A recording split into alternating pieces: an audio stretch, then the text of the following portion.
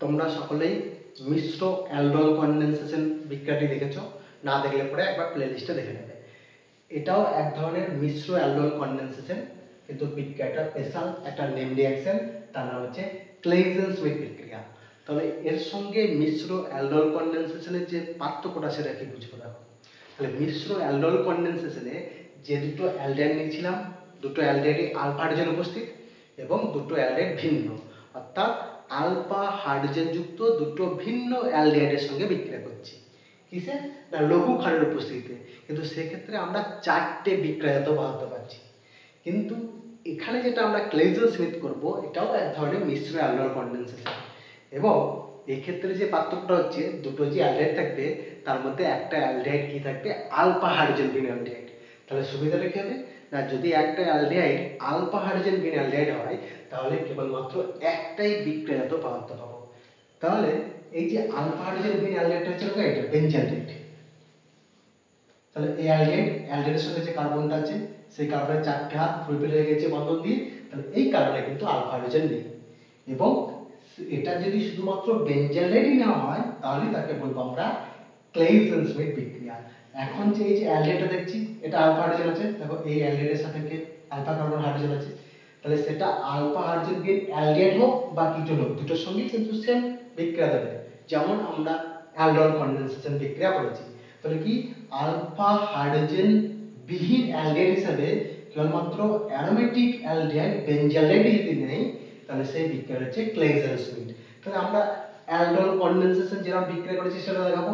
তাহলে এর alpha hydrogen নেই, তাহলে এই অ্যালডিহাইডটাকে আমরা কিভাবে দেখাবো না কার্বনিল গ্রুপটাকে দেখাবো, সি ডবল বন্ড ও নিচেতে এইচটা প্লাস এটা আলফা হাইড্রোজেন আছে, তাহলে আলফা হাইড্রোজেনটাকে আমি ভেঙে দেখাচ্ছি ঠিক এরকম। তাহলে আলফা কার্বন দিয়ে কার্বনিল কার্বন দিয়ে সঙ্গে বন্ধন তৈরি করবে, আর এই যে অক্সিজেন হচ্ছে পাই ইলেকট্রন দিয়ে এই হাইড্রোজেনটাকে অর্থাৎ আলফা হাইড্রোজেনটাকে গ্রহণ করবে। তাহলে যে প্রোডাক্টটা তৈরি করছে সেটা দেখে নাও, এই বেনজিন সিঙ্গেল বন্ড সি, এইচটা বেনজিন কার্বনের সঙ্গে জুড়ে দিচ্ছি, ওপরে সিঙ্গেল বন্ড ওএইচ অক্সিজেনটা হাইড্রোজেনকে গ্রহণ করে নিল, আর এই যে আলফা কার্বনের সঙ্গে বন্ধন তৈরি করেছে বন্ধন CH2 সিঙ্গেল বন্ড CHO, বেশ অ্যালডিহাইড আর অ্যালডোল বলছি। এবার এর সঙ্গে আরেকটা স্টেপ করি যে তাপ দেওয়া হয় সামান্য, কারণ এই যে অ্যালডোলটা তৈরি করলো না, এই অ্যালডোলটা কি হয় আনস্টেবল হয়ে যায়, যদি এখনো জল বেরিয়ে চলে যায় কিভাবে জল বেরোবে না ওইচ আর ওইচটার সঙ্গে যে বিটা হাইড্রোজেন থাকবে, তাহলে এটা একটা এলিমিনেশন রিঅ্যাকশন, তাপ দিলে পরে জল বেরিয়ে চলে যায়।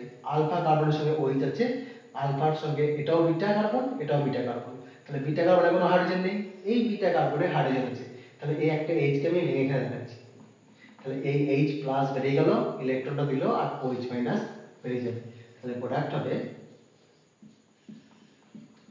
CH double bond CH single bond CH plus জল। তাহলে এই যে অ্যালডিহাইড তৈরি করলো এটা একটাই প্রোডাক্ট, এবং এটা হচ্ছে অসম্পৃক্ত একটা অ্যারোমেটিক অ্যালডিহাইড, যেটা এই অ্যালডোলের থেকে বেশি প্রোডাক্ট, ওই জন্য এই স্টেপটাও করা হয়, এখানে তাপ দেওয়া হয়।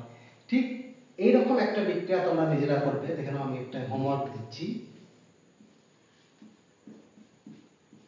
এরকম বেনজালডেহাইড এবং কি বললাম যে আলফা হাইড্রোজেন যুক্ত একটা অ্যালডিহাইড, কি বললাম কিটোনও দেয়, তাহলে এরকম যদি আমি কিটোন দিই একটা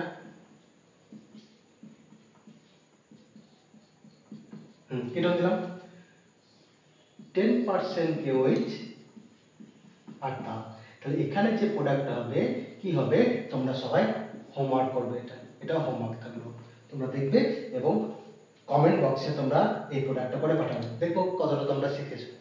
আজ এই পর্যন্তই।